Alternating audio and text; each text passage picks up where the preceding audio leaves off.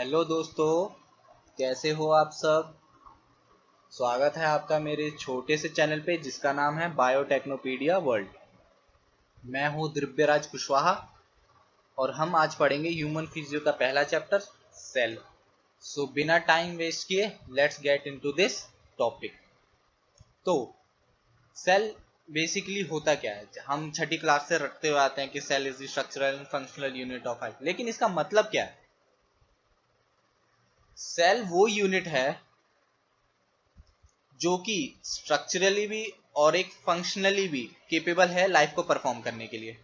ठीक है, स्ट्रक्चरल कैसे, जैसे कुछ ग्रुप ऑफ सेल्स मिलकर क्या बनाते हैं, टिश्यू, तो वो सेम फंक्शंस परफॉर्म करते हैं। फिर टिश्यू से कुछ ग्रुप ऑफ टिश्यूज मिलकर क्या बनाते हैं, ऑर्गन, ऑर्गन से ऑर्गन सिस्टम और ऑर्गन सिस्टम से पूरा ऑर्गेनिज्म। ठीक है, जिसके अपने अपने फंक्शंस हैं ऑर्गन सिस्टम। या फिर हम इन्हें ये भी बोल सकते हैं कि बिल्डिंग ब्लॉक्स ऑफ बॉडी, क्योंकि बॉडी किससे बनी है, सेल से ही बनी है, जो कि क्या है, स्मॉलेस्ट यूनिट है। ठीक है, अब सेल स्मॉलेस्ट यूनिट होने के बावजूद भी इसके कुछ अपने कैरेक्टरिस्टिक होते हैं लाइफ को परफॉर्म करने के लिए, जो कि जरूरी है, तभी हम कह सकते हैं कि ये सेल लिविंग है। वो कौन कौन से कैरेक्टरिस्टिक्स हैं जिससे लाइफ परफॉर्म करता है एक सेल, आइए देखते हैं। पहला है ऑक्सीजन और न्यूट्रिशन। सभी जानते हैं कि सेल्स को न्यूट्रिशन चाहिए होता है, फूड्स या न्यूट्रिएंट्स चाहिए होता है सेल्स को, ताकि वो उन्हें ले और अपनी जो कि बेसिक एक्टिविटीज हैं उनको परफॉर्म कर पाए। ठीक है, ऑक्सीजन जरूरी इसलिए है क्योंकि जो न्यूट्रिएंट गया है, जो फूड जा रहा है, उसका ब्रेक डाउन होना जरूरी है, जिसे हम ऑक्सीडेशन भी बोल देते हैं, ताकि वो ब्रेक डाउन होके जब सेल्स तक जाए तो एक एनर्जी प्रोवाइड हो, और वो एनर्जी सेल्स की ग्रोथ, रिपेयर और अदर एक्टिविटीज में काम आती है। अब ये तो सेल्स ने एनर्जी ले ली, अपना काम कर लिया। अब जो बाय प्रोडक्ट बना, जैसे CO2, ठीक है, और भी अदर वेस्ट मटेरियल्स, उनका एलिमिनेशन भी होना जरूरी है। ये भी एक सेल की नया कैरेक्टरिस्टिक है। ठीक है, और क्या है कि सेल एक रिस्पॉन्स शो करना चाहिए बाहर के इन्वेडर्स के लिए, यानी फॉरेन पार्टिकल्स के लिए, जैसे बैक्टीरिया हो गया या कोई भी अदर टॉक्सिक सब्सटेंस जो हमारे बॉडी में आया, उसको एलिमिनेट करने के लिए। ठीक है, बोलते हैं ना कि इम्यून सिस्टम स्ट्रांग रखो, ताकि जो आपको डिजीज है वो हावी ना हो पाए आप पे और आप सुरक्षित रहें। तो वो जो इम्यून सिस्टम है ना, वो इम्यून सिस्टम, हमने बोल तो दिया इम्यून सिस्टम, लेकिन उस इम्यून सिस्टम को परफॉर्म करने के लिए सेल्स ही काम करते हैं, जैसे सी सेल्स, बी सेल्स, ये लिम्फोसाइट्स हैं, और भी मैक्रोफेजेस हैं। आपके बहुत तरीके की सेल्स हैं जो आपके इम्यून सिस्टम को बरकरार रखने के लिए ये सारे रोल परफॉर्म करते हैं, ताकि कोई बैक्टीरिया अगर बाहर से आता है तो उसको एलिमिनेट या मार दिया जाता है, ताकि आप बीमारी से बचे रहें। जो सबसे बड़ा बोलते हैं कैरेक्टरिस्टिक है सेल का, वो है रिप्रोडक्शन। ठीक है, अब यहां पे रिप्रोडक्शन और ग्रोथ दोनों, अगर मैं यूनिसेलुलर की बात करूं तो एक चीज है, अगर मल्टी सेलुलर की बात करूं तो अलग चीज है। वो कैसे, अगर मैं सपोज करो एक एग्जांपल लेता हूं, अमीबा। अमीबा एक प्रोटोजोन है जो कि एसेक्सुअली रिप्रोड्यूस करता है with the help of binary fission. एक अमीबा दो डॉटर सेल्स में डिवाइड हो जाता है। यही इसके लिए रिप्रोडक्शन भी है और यही इसके लिए ग्रोथ भी है, growth in number of cells. ठीक है, लेकिन अगर मैं मल्टी सेलुलर की बात करूं अपने केस में, जैसे ह्यूमन बींग्स के केस में या एनिमल्स के केस में, तो ग्रोथ और रिप्रोडक्शन आर नॉट सिनोनिम्स। ठीक है, नॉट सिनोनिमस, इनका दोनों का अलग अलग रोल है। ठीक है, ज्यादातर सेल्स रिप्रोड्यूस करते हैं जितने भी, चाहे वो मल्टीसेलुलर हो या यूनिसेलुलर हो, लेकिन कुछ एक्सेप्शंस हैं जैसे न्यूरॉन्स, वो कभी रिप्रोड्यूस नहीं करते हैं। ठीक है, चलिए, ये तो बात हो गई सेल के कैरेक्टरिस्टिक की। अब बात करते हैं ऑर्गेनाइजेशन ऑफ द सेल्स की, कि सेल्स बना किससे ऑर्गेनाइज हुआ। तो दो पार्ट्स हैं सेल के, न्यूक्लियस और साइटोप्लाज्म। न्यूक्लियस सेंट्रल पार्ट है सेल का, ठीक है, और वो साइटोप्लाज्म से सेपरेट है with the help of nuclear membrane या बाय न्यूक्लियर मेम्ब्रेन। वो एक झिल्ली है जो न्यूक्लियस के चारों ओर होती है और वो न्यूक्लियस और साइटोप्लाज्म को सेपरेट करती है। ऐसे ही साइटोप्लाज्म जो सेल है, सेल के चारों ओर भी एक मेम्ब्रेन है जिसे हम बोलते हैं प्लाज्मा मेम्ब्रेन या सेल मेम्ब्रेन, ठीक है।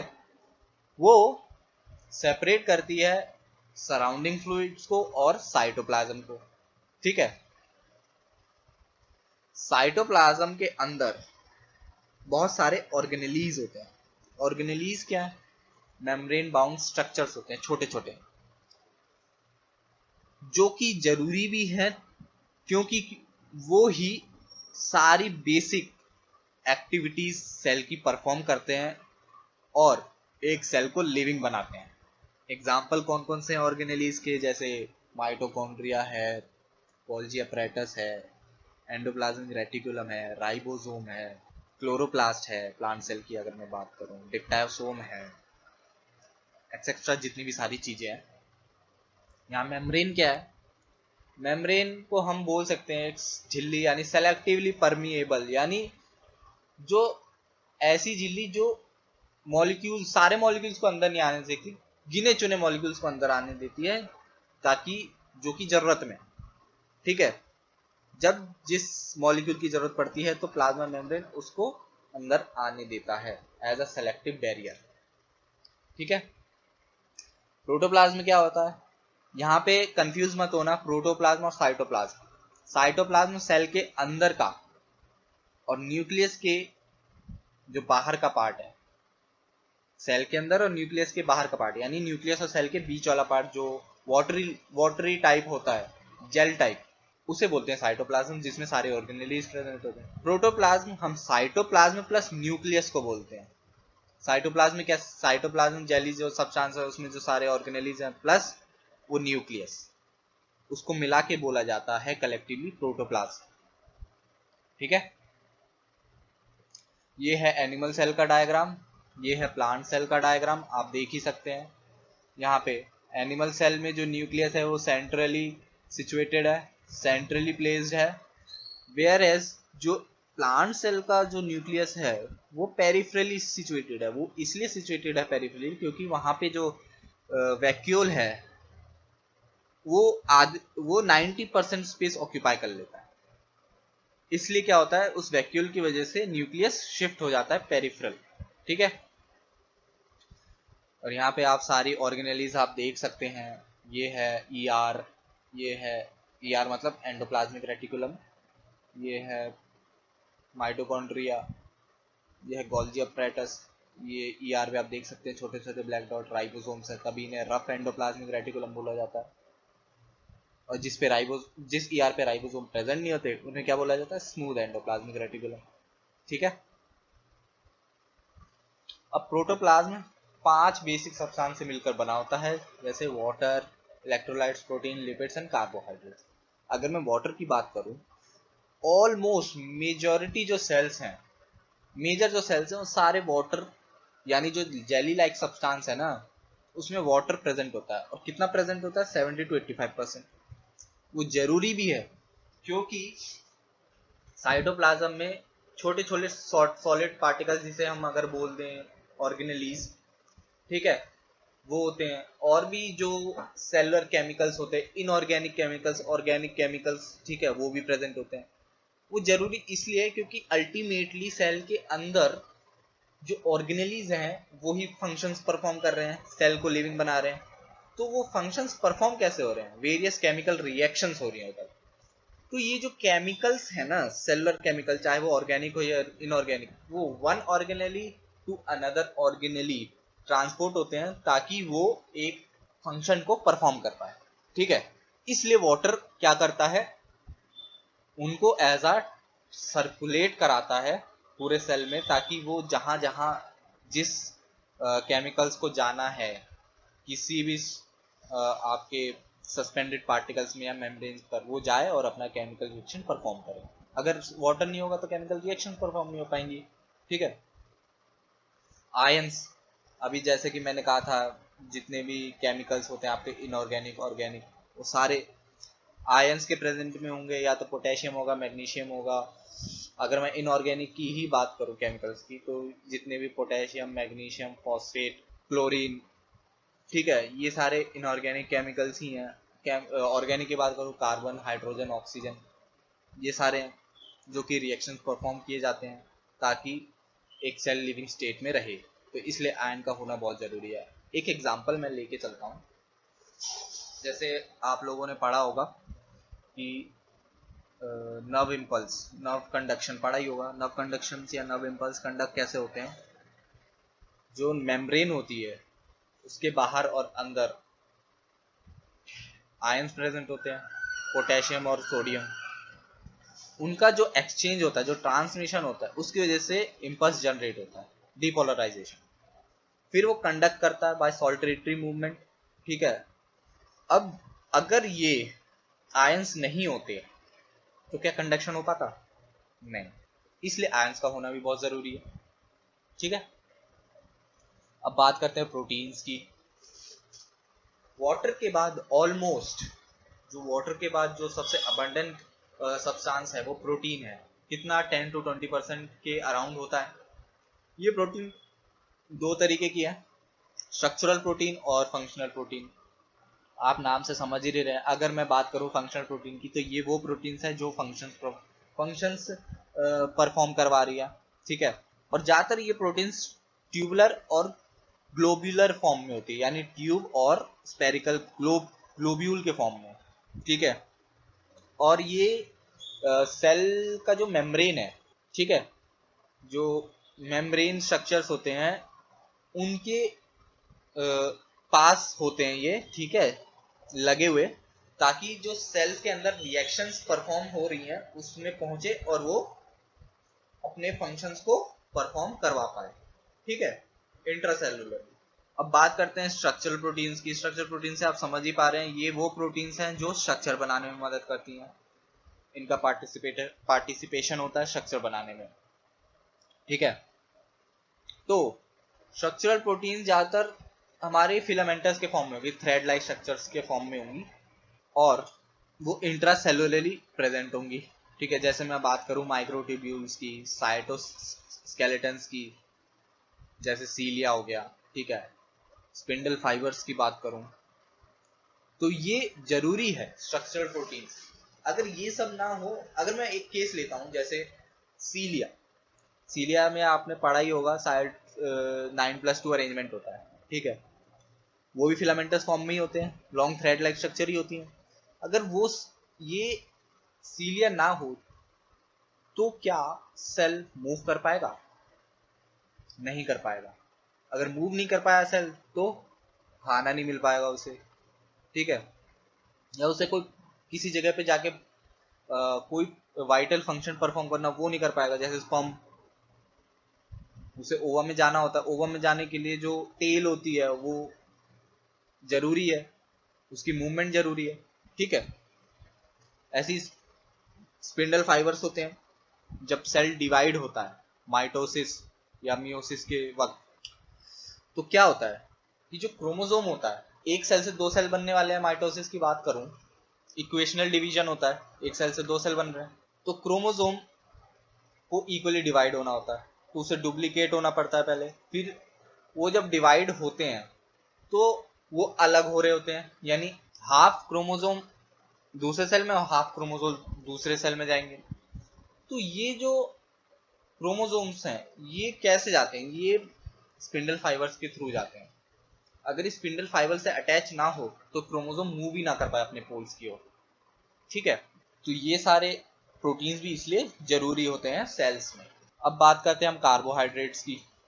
कार्बोहाइड्रेट सभी जानते हैं कि immediate as a source provide होता है ताकि एनर्जी हमें मिल पाए। अगर मैं कार्बोहाइड्रेट की बात करूं तो सबका मेजरली जो इमेजिनेशन होता है वो ग्लूकोज का ही होता है, ठीक है। सब जानते हैं कि बॉडी में अगर ग्लूकोज होगी तो सेल वो ग्लूकोज लेगा, उसको उससे एटीपी कन्वर्ट कराएगा।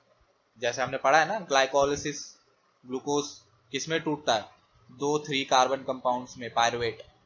और फिर आगे टीसीए साइकिल चलती है, फिर ईटीसी साइकिल चलती है। तो पूरा ये जब साइकिल चलने के बाद पूरा टोटल जो एटीपी हमें मिलता है वो एनर्जी, ठीक है।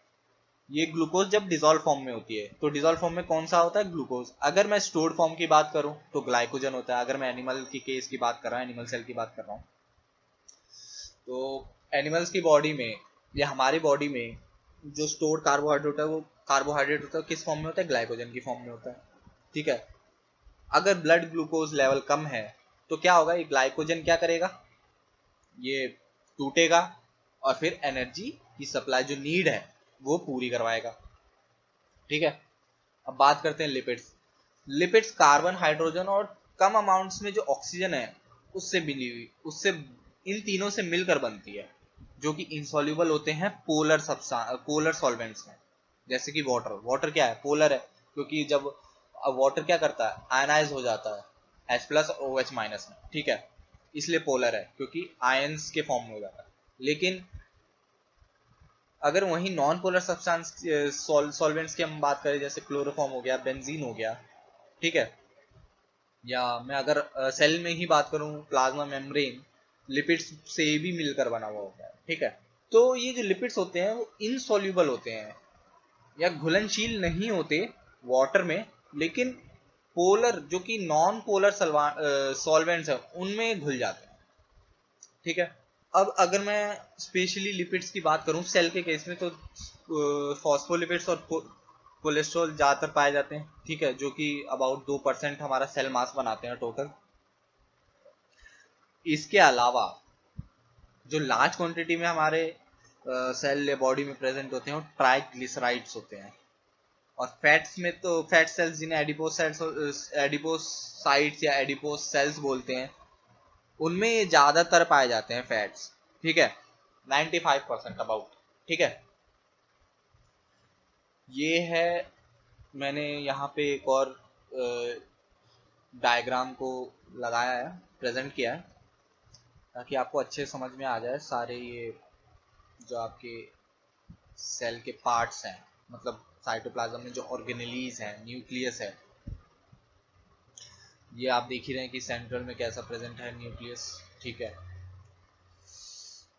न्यूक्लियस के अराउंड ये ER है। अगर ER के ऊपर राइबोसोम है तो RER कहलाएगा, रफ एंडोप्लाज्मिक रेटिकुलम। अगर राइबोसोम नहीं है तो SER कहलाएगा, स्मूथ एंडोप्लाज्मिक रेटिकुलम। ये देखिए 9+2 अरेंजमेंट फ्लैजिलम के ऊपर, ठीक है। ये माइटोकॉन्ड्रिया है जो कि एनर्जी प्रोड्यूस कराता है, यानी power house of the cell भी जिसे हम बोलते हैं। ये गोल्जी अपरेटस है, ठीक है। यहाँ पे ये फाइबर्स आपको माइक्रोट्यूब्यूल्स और ये सब दिख ही रहे हैं, स्पिंडल फाइबर्स, ये प्रोटीन्स है सारी। तो आज के लिए तो इतना ही, बाकी हम नए वीडियो में नए टॉपिक के साथ फिर मिलेंगे। तब तक के लिए बाय एंड टेक केयर।